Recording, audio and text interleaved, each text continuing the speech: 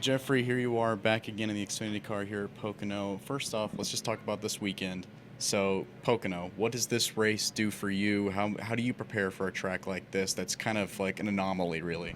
Yeah, it's always they call it the tricky triangle for a reason. It's always difficult coming here. You got three separate corners. You got to figure out how to make your car the best you can in all three corners, and that presents some challenges.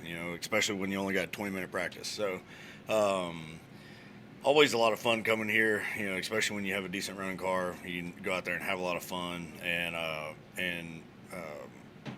just like I said, enjoy the challenges of the three different corners. But yeah, when the car is not good, it makes for a really long day. Momentum's huge here because the straightaways are so long. So really being able to get through those corners back to the gas is huge. So like I said, you gotta find the best balance for all three corners to be able to have some kind of speed when we come here. Yeah, that sounds like the biggest challenge. But Alpha Prime has had some pretty rough weekends the last couple weeks. How does a team come together and pull themselves out of a funk like this? And what is there any pressure to just kind of like perform a little bit better this weekend, or how do you help get the team out of this funk? Yeah, I mean, these guys have kept their heads down and kept digging to try and figure out, how to find more speed out of our race cars. We feel like we've been struggling at our intermediate stuff and not really having a whole lot of speed. So, the you come to a track like this, obviously, we're sitting here talking about how it's momentum and all the speed because the straight there so long, and it's gonna be important for us to try and figure it out here. So, just trying to stay positive, keep your head down, and keep pushing forward is the biggest thing. But these guys they keep trying each week in, week out to try and figure out how to make these things go and try to finish our season strong because it has been a rocky start to the season. Dale said on his podcast that they were considering you for the A car for JRM. They were talking to you about that. First question about that: how are those talks going right now? And man, it's like anything. It's about money, and you gotta have the funding. I've been blessed to have the partners I have with Forever Long, Gas Paws, Dow Strong. We got Erie Sports Center on the car this weekend. Just been very blessed with partners I have, but that's a big expense, and trying to find all the money to put all that together is the biggest factor to it. So. We'll see. Where it ends up. Obviously, it'd be a pretty cool opportunity to get to go drive for him, and to be in a competitive car like that every weekend would be pretty fun. But yeah, there's it's that time of the year where everyone's talking, so it'll be interesting to see where everything ends up. But that's definitely one of the things on the table for sure. The other side of that, do you feel like you have something secure for Xfinity Series next year?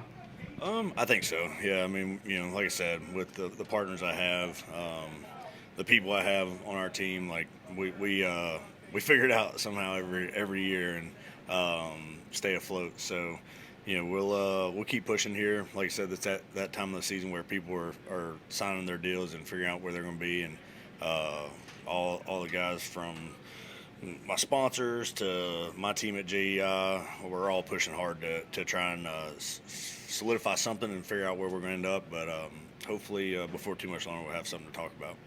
And we were just talking beforehand. The weather's actually kind of nice outside, surprisingly. Have you done any outdoor activities recently? Yeah, I mean, I like to do as much as I can outdoors. I'm an outdoors kind of guy, so got into the whole mountain biking thing. It's been a lot of fun.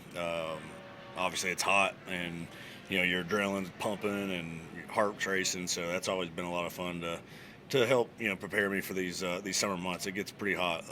We got off the plane, and I was like, man, this weather feels beautiful compared to what it was in Nashville. Yeah. Nashville was pretty hot, so not as hot as it's been in years past, but yeah, the summer months get pretty brutal in these things, and anything you can do to try and get yourself acclimated with heat is only going to benefit you when you strap in a race car. Any noodling? Yeah, I've been doing a little bit of that. Yeah, haven't caught anything too big. Biggest one so far this year is 47 pounds. Good so, too big. hey, Yeah.